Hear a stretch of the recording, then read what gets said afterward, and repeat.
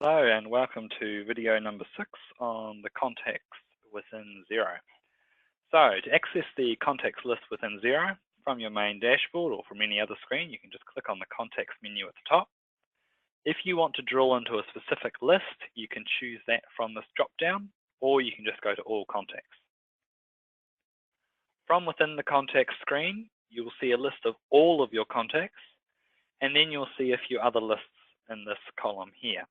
So if you've entered in a sales invoice against a client, then they will appear in the customer list.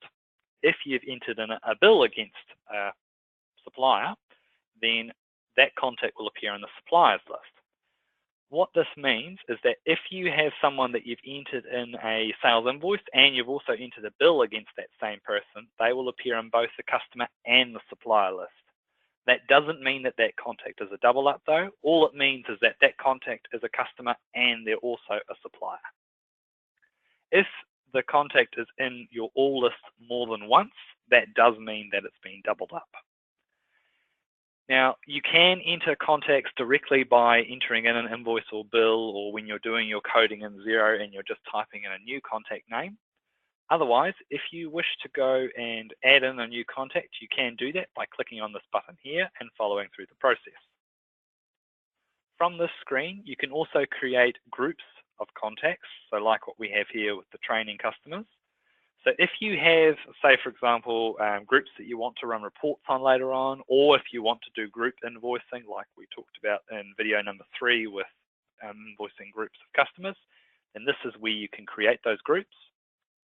You also have the ability to run what's called smart lists.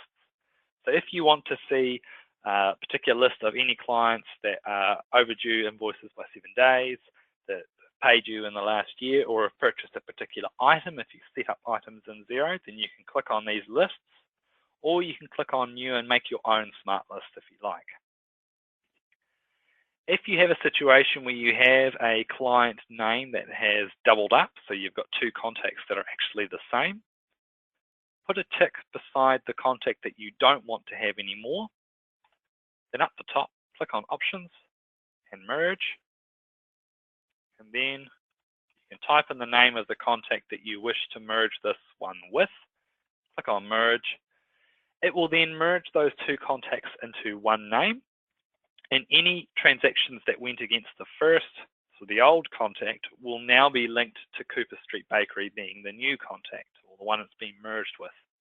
Bearing in mind any contact information like phone numbers or email addresses or anything like that will not come across from the old contact, but you can still access them through the archived list.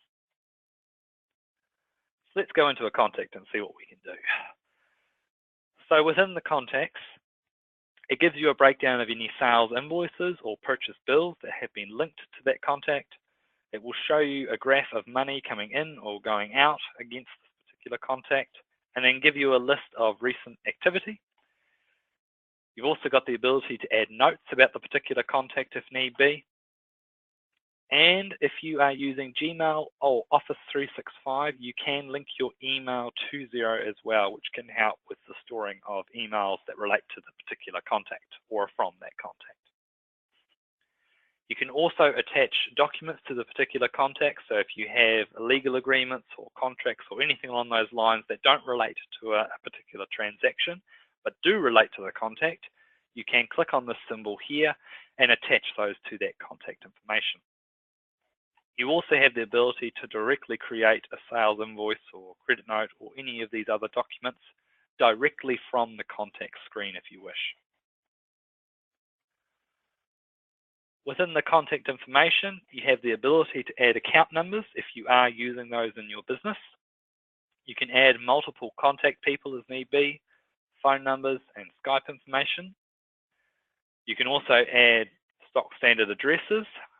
There is a very useful feature in relation to addresses which can speed up the process. So if I start typing an address in the Find Address box, what Xero will do is it has a link to the New Zealand Post website, and it will go through and find any potential results which match what I have typed in.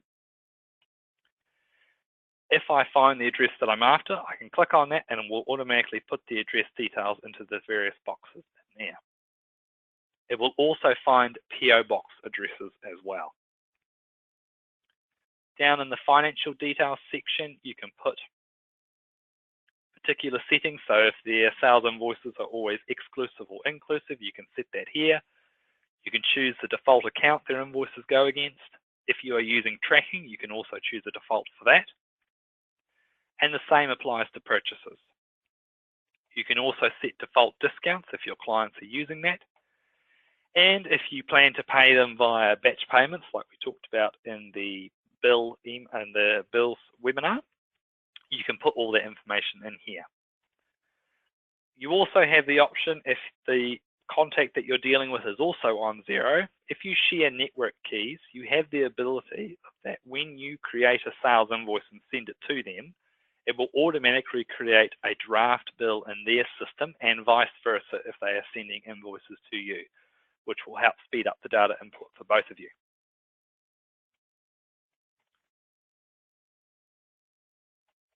Also, from within the contact, you can merge or archive them and send statements if need be.